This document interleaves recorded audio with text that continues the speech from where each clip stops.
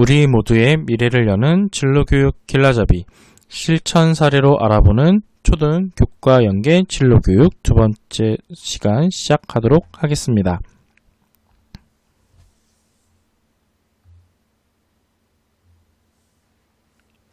네, 우리 지난 시간에는요, 이런 계획, 교수학습 과정안 또는 교수학습 계획을 중심으로 알아보았다면 이번엔 제가 좀 실제로 운영했던 사례들, 사진 자료들을 중심으로 좀 보도록 하겠습니다. 교과 연계 진로교육 실천 사례고요. 자, 제가 했던 것 중에서 이건 정말 좀 중요하다고 생각했던 게 뭐였냐면요. 위인전을 읽고 롤모델 정하는 활동을 저는 고학년 담임을 할 때는 꼭 했어요. 왜냐하면 이제 최근 우리가 자기 탐색과 진로 계획 수립해서 강조되고 있는 것이 바로 롤모델 정하는 것이거든요. 내가 하나의 목표를 보고선 실제로 존재하는 사람을 보는 거죠. 또는 존재했던 사람이 되겠고, 이 사람이 이미 걸어온 길이죠. 어떻게 보면 사람책이라고도 볼 수 있겠지요. 이 사람이 왔던 길을 나도 따라가겠다라는 하나의 예시를, 표본을 정하면 좋다는 것인데요. 해당 분야에서 다른 사람들에게 존경을 받는 위인, 이분들의 삶을 통해서 내가 어떻게 살아가야 할지 대략적인 계획을 수립하는 데 도움이 된다는 것이죠. 그리고 또 하나의 동기 유발이 되고 뚜렷한 목표가 되는 것이죠. 그래서 저 같은 경우는 이제 작년에 또는 재작년 꽤 됐습니다. 이 활동을 매년 거의 했었는데요. 담임을 맡았던 5학년 학생들과 함께 한 달 동안 아침 활동 시간을 이용해서 다양한 위인전을 읽게 했어요. 왜냐면 아이들에게 바로 자, 네가 닮고 싶은 위인을 해봐 하면 자기가 이미 알고 있던 이순신 장군부터 해서 우리가 흔히 알고 있는 분들이 나옵니다. 그게 아니라 아이들이 정말 어떻게 보면 내가 닮고 싶은 사람이 누구인지를 좀 많은 정보가 있어야지 그 중에서 선택할 수 있잖아요. 그래서 저는 한 달 동안 위인전을 아침 활동 시간 동안 읽게 했습니다. 그래서 자신이 닮고 싶은 위인과 그 다음 그 이유를 적어서 학급 게시판에 게시를 하였고요. 그리고 옆에는 요게 되겠죠.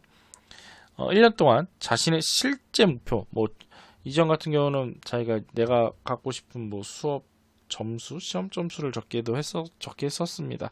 이런 거 말고도 이제 내가 꼭 해야겠다, 운동을 몇 분 하겠다라든지 책을 하루에 몇 권 읽겠다, 영어 단어를 몇 개 외우겠다, 이런 학습 목표거나 아니면 여러 가지 생활 습관에서의 목표를 좀 구체적으로 적게 했습니다.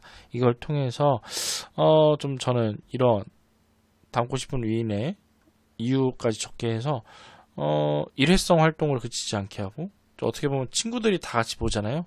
그럼 친구들이 얘기해요. 야, 너 하루 매일 줄넘기 10번씩은 꼭 한다며, 빨리 해 라고 자기들끼리 또 이야기를 합니다. 물론 그렇게 관심을 갖게 이제 교사가 유도를 해야겠지요. 그래서 이런 활동들이 일회성 활동 그치지 않고 나의 목표를 공헌하는 효과를 얻을 통해서 아이들이 계속적으로 자기 자신을 이해하고 또 갖고 나가는 원동력으로 삼고자 했습니다. 요것은 이제 우리 국어 과 연계를 했습니다. 우리 교과 연계 진로교육 사례이죠. 그래서 관련된 성취 기준 요거였습니다. 작품에서 얻은 깨달음을 바탕으로 하여 바람직한 삶의 가치를 내면하는 태도를 지닌다. 위인전 읽었잖아요. 위인전을 통해서 내가 알게 된 것을 이제 내면화하고 실천한다는 것이죠. 미래의 내 모습 그리기입니다. 방법은 간단해요. 아이들 우리 처음 오면은 사진 찍잖아요. 애들. 찍으면 사진 찍은 다음에 그를 우리 스마트폰에 앱이 있죠. 이 사진을 마치 연필선처럼 데생한 것처럼 바꿔주는 어플이 있어요. 그 어플을 통해서 아이들을 하나의 이렇게 스케치한 것처럼 남게 한 다음에, 아이들이 색칠하려면 좀 바탕이 옅어야 되잖아요. 복사를 할 때 복사의 명도를 낮춥니다. 그러면은 외곽선만 좀 남아요. 그럼 아이들이 그거를 따라서 그리는 거예요. 색칠하고. 그러고선 내가 하고 싶은 직업을 바탕이라든지 옷으로 표현하게 합니다. 이 친구는 뭐겠습니까? 요리사입니다. 이 친구는 여기 보이죠? 마크. 너튜브. 경찰. 이런 식으로 학생들이 모습을 그리게 했는데요. 이것도 마찬가지로 저는 학급 게시판에 전시했습니다. 그래서 이거를 아까 말씀드렸던 스마트폰 앱 말고도요, RC 또는 이제 그림 꾸미기 앱 계속 있습니다. 이런 스케치처럼 윤곽선만 남게 하면 되는데요. 이제 좀 아이들이 요게 중간중간 바뀝니다. 애들 경우 요 친구 같은 경우 중간에 와서 선생님 저 목표가 바뀌었어요. 해가지고 왔습니다. 뭐가 되고 싶은데 선생님이 되고 싶어요. 그래서 이 친구는 중간에 바꿔서 다시 그렸습니다. 이런 식으로 계속 지도를 해도 좋을 것 같고요. 관련된 성취 기준은요. 미술과가 되겠습니다. 그래서 뭐 연상, 산상하거나 대상을 관찰해 주제를 탐색할 수 있다. 자신의 특징을 다양한 방법으로 탐색할 수 있다. 이렇게 되겠죠. 그 다음 이제 저는 좀 여기에서 이제 좀 더 심화된 진로 프로그램으로요. 아이들이 이제 자기 이해를 했잖아요.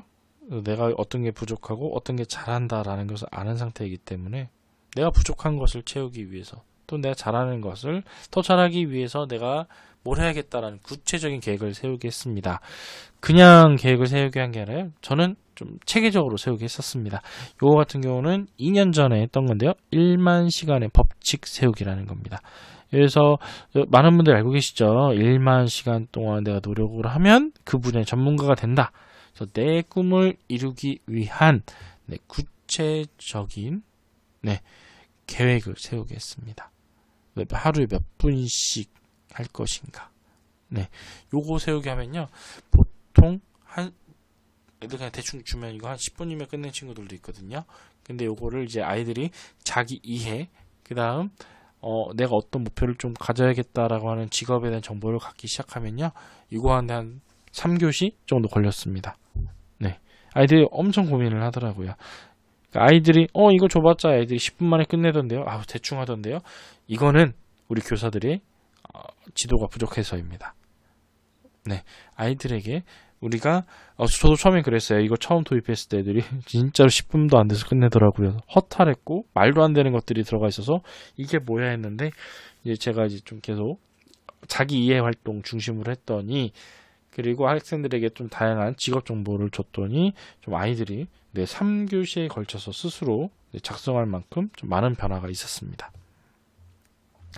그리고 요거 같은 경우는 이제 전에 저희가 근무했던 학교에서 6학년 담임할 때 했던 건데요. 아이들에게 여름방학 계획부터 시작을 했어요. 월간 계획부터 일단 세웁니다. 그래서 대략적인 월간 계획을 이렇게 세우게 합니다. 왜냐하면 일일 시간표 우리가 방학 전에 빼놓은 동그란 타임 테이블은요. 그거는 월, 화, 수, 목, 금, 토, 일 모두 다 똑같잖아요. 근데 우리가 실제로 생활을 하다 보면 아이들의 스케줄이 요일별로 다릅니다. 또 주말이 다르고요.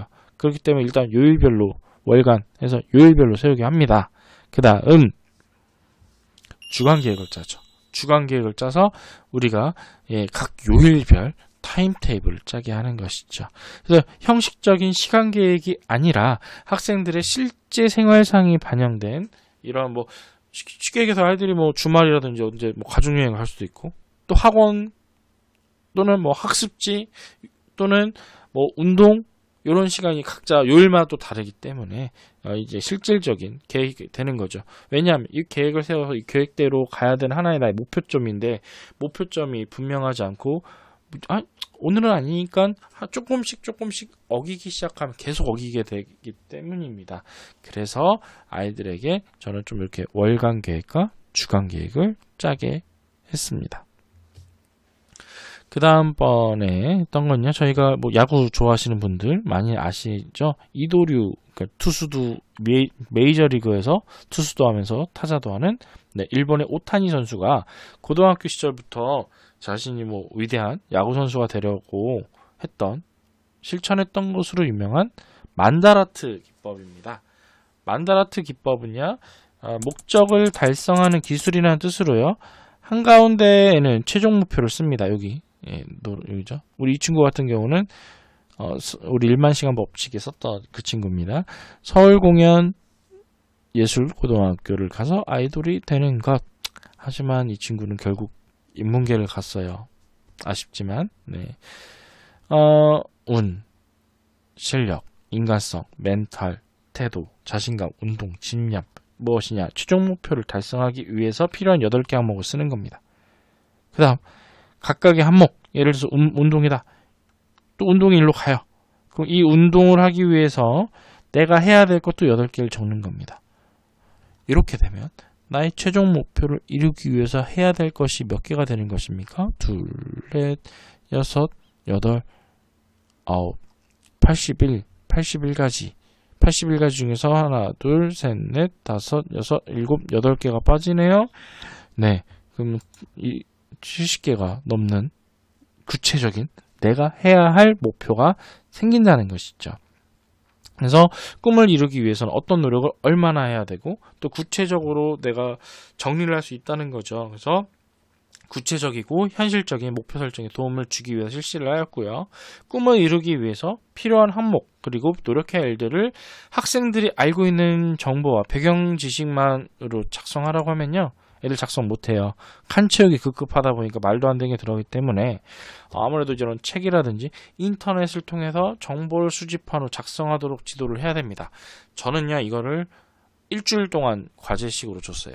뭐 수업 시간과 연계도 했지만 시간을 거의 일주일의 시간 여유를 두고 인터넷이라든지 책을 통해서 정보를 찾도록 했습니다. 이거는 이제 실과와 도덕과 연계를 해서 실천했던 내용입니다. 이건 제가 전에 근무했던 학교에서 이제 물론 이제 이번에 학교를 옮겼어요. 그래서 2015년부터 2019년까지 이제 실시했었던 행사입니다. 나의 꿈 발표회라는 것인데요. 좀 학생 수가 많은 학교는 이제 학년별 또는 학급별로 실시하셔도 좋을 것 같습니다.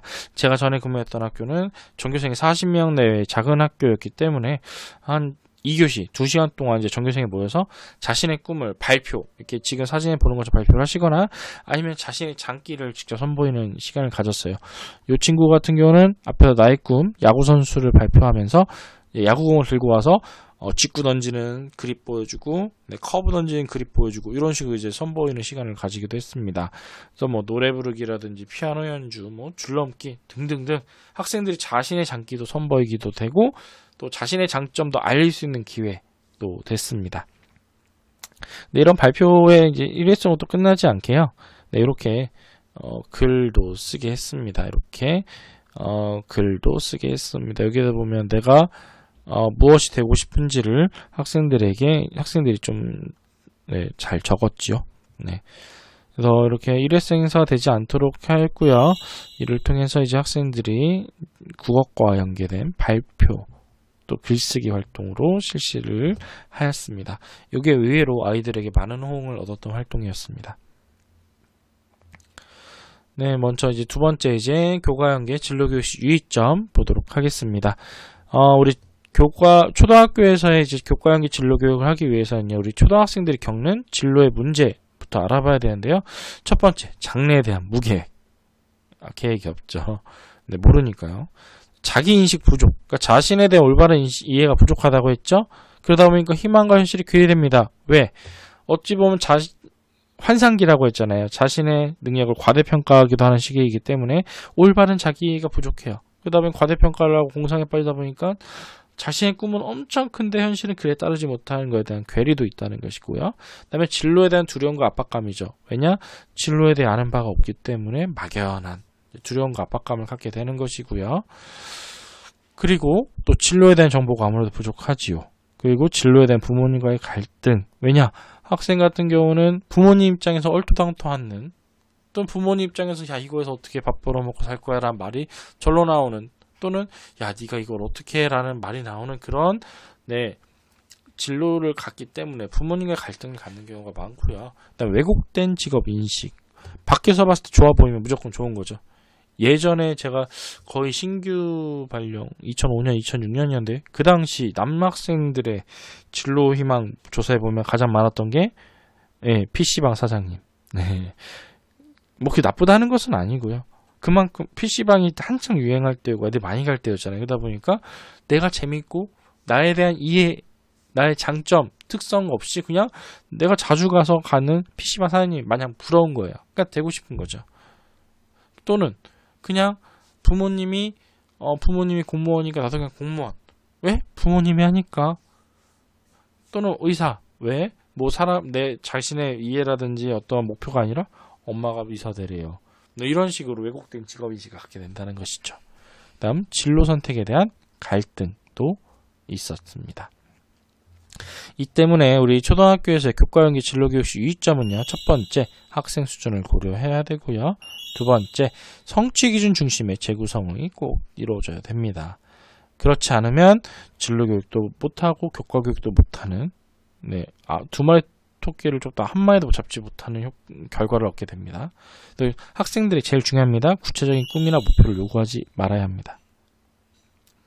여기서 말한 구체적인 꿈과 목표는 아까 제가 뭐 만다라트라든지 이런 것 그런 실천 목표를 얘기하는 것이 아니라 진로를 정하게 너 뭐가 될 거야? 딱 정하라는 것이 아닙니다.